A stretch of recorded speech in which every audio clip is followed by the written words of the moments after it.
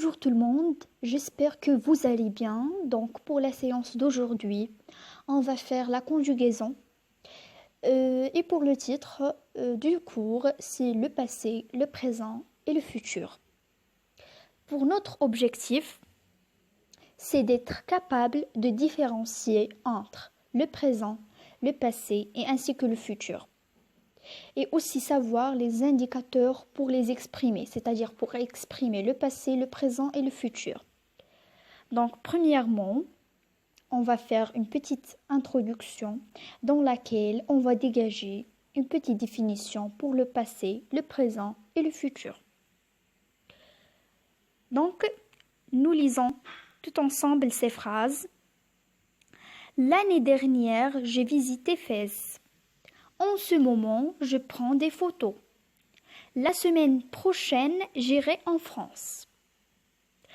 L'année dernière, j'ai visité Fès.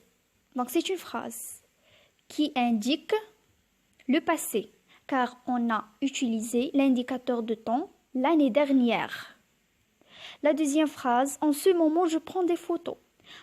En ce moment, c'est l'indicateur du temps qui exprime ou bien qui indique le présent. La dernière phrase, on a la semaine prochaine est un indicateur de temps qui indique le futur. Donc la première phrase exprime ou bien indique le passé, la deuxième indique le présent et la dernière indique le futur. On va commencer par le passé. Donc au passé, les événements ont déjà eu lieu. C'est-à-dire les événements sont déjà passés. Exemple, hier j'ai regardé un film. Avant-hier, Pierre a acheté une nouvelle voiture. L'été dernier, nous étions à Tétouan. Donc, la première phrase, on a utilisé hier comme un indicateur du temps. Pour la deuxième phrase, avant-hier. Et la dernière phrase, on a utilisé l'été dernier. Donc, tous ces indicateurs de temps indiquent et expriment le passé. D'accord? C'est très simple.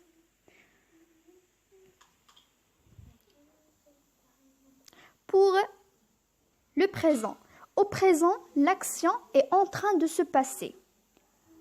Quelque chose ou bien quelques événements que l'on fait maintenant, c'est-à-dire en ce moment.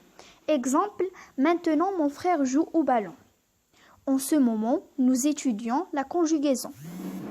Actuellement, Rabat est la capitale du Maroc. Maintenant, mon frère joue au ballon. Maintenant exprime, indique le présent. En ce moment aussi indique le présent. Actuellement, Rabat est la capitale du Maroc, aussi actuellement indique le présent. Donc, on a utilisé trois indicateurs de temps pour exprimer le présent dans chaque phrase. Maintenant, en ce moment et actuellement. Pour le futur, au futur, l'action n'a pas encore eu lieu. C'est-à-dire quelque chose que l'on ferait à l'avenir, peut-être. Pour l'exemple, demain, nous ferons du sport. Bientôt, je visiterai mes parents. Vous prendrez le train tout à l'heure. Pour la première phrase, on a utilisé l'indicateur de temps demain. La deuxième phrase, on a utilisé bientôt. Et la dernière phrase, on a utilisé tout à l'heure. Donc, tous ces trois indicateurs de temps indiquent et expriment le futur. C'est tout simplement.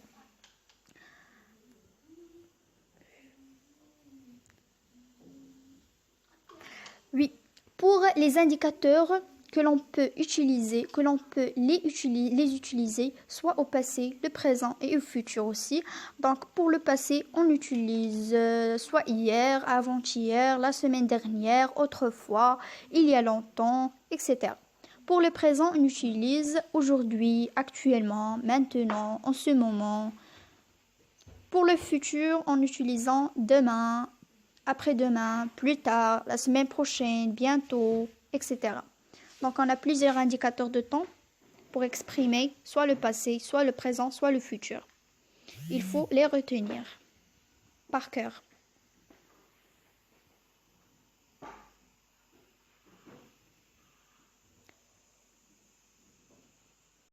Donc, on a vu que au passé, les événements ont déjà eu lieu. Au présent, l'action est en train de se passer. Et au futur, l'action n'a pas encore eu lieu. Donc, comme je retiens, une phrase peut être au passé, au présent ou au futur. Donc, les expressions qu'on peut utiliser pour indiquer soit le passé ou le présent ou bien le futur. Donc, pour le passé, on utilise hier, avant-hier, la semaine dernière, autrefois, il y a longtemps.